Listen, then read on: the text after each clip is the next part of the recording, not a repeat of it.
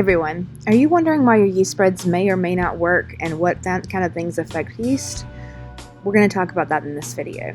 So yeast is a unicellular microorganism, meaning that it's alive and it's tiny, and we use it for a lot of different things. We use it for bread to help that rise and add flavor, but we also can use it in some cases to control the spoilage of food to make that food do exactly what we want it to do. So it's really important. In the form that we purchase it in, generally it is dried, and so it's like a little powder and it lies dormant until we're ready to activate it and use it. Also, special thanks to Brittany Watkins for helping us out with these microscope photos because they're super cool, and we're going to be able to see a little bit about how yeast works. So the dried rods of yeast that you see are a few dormant yeast, meaning that they are just inactive and just kind of chilling. And they are encased in a lot more dead yeast around the outside, protecting those dormant yeast on the inside.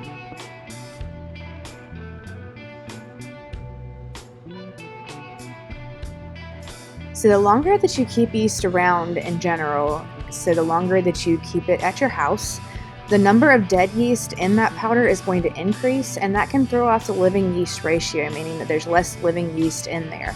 And so you might want to make sure that your yeast is pretty fresh.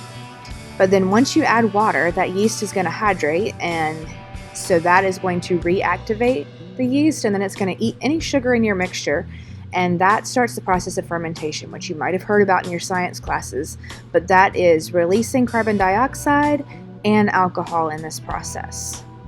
It's going to create tiny little bubbles, and you can see these on this microscope slide, and it's going to make pockets of gas that when they get trapped in the dough, kind of like chewing gum, it's going to allow for the rise and decrease the density of the dough, so make it rise up and be fluffy so that it's not super dense.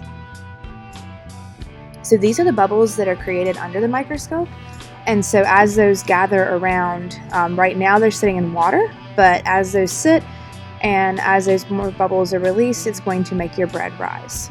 So because yeast is a living thing, it has certain conditions just like we do that it needs to survive. So the temperature of the liquid, whether it's water or milk, the temperature of the room, and the ingredients that you add can all affect the effectiveness, and it definitely has a very specific set of conditions that it's going to be happy and comfortable in. So that gets to be very important when it comes to letting things rise. The first jar that we have has got yeast in it. All of the jars are going to have yeast.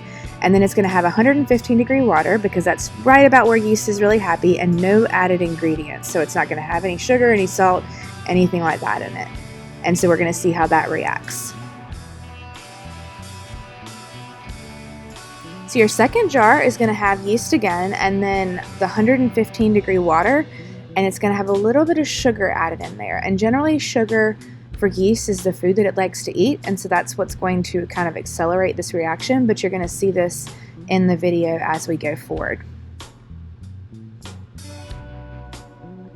The third jar is going to have yeast and water, but we're going to add some salt to this one, and I added about a tablespoon of salt, which is overkill. That's generally going to be what you have in several loaves of bread, but this is going to do some very specific things to the yeast.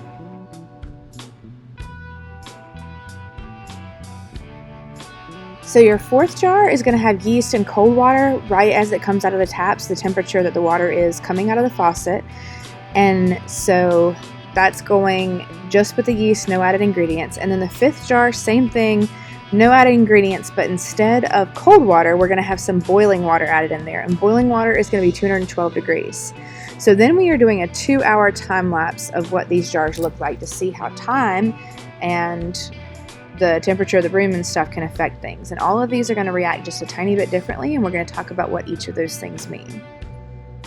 So as you can see, to begin with, they all look the same. And that's just because you're dissolving the yeast and getting those dead yeast kind of out of the way and trying to reactivate the ones that are in the inside of those rods.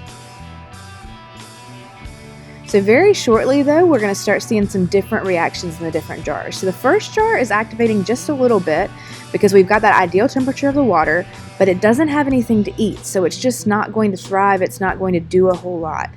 So if you have a recipe that doesn't have sugar in it, it might take longer for that to rise over time.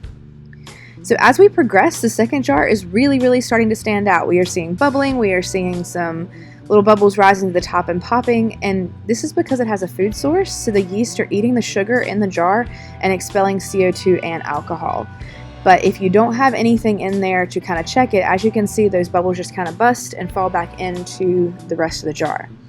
The third jar, due to having salt added in it, is not really going to thrive. The salt is going to check the growth of the yeast, but if it comes in direct contact with the yeast don't like that, and it's pretty much going to get killed off if it's in direct contact. So generally I add the salt on top of whatever flour that I'm having, just so that it's not coming in direct contact with the yeast. But salt also helps build the gluten structure of your dough. And so if you don't add salt in, your gluten structure is just not going to be as strong, and so you're not going to have as many bubbles as well. It's going to make your bread taste a little bit mealy, and it's just not going to have great texture like you're used to in yeast spreads.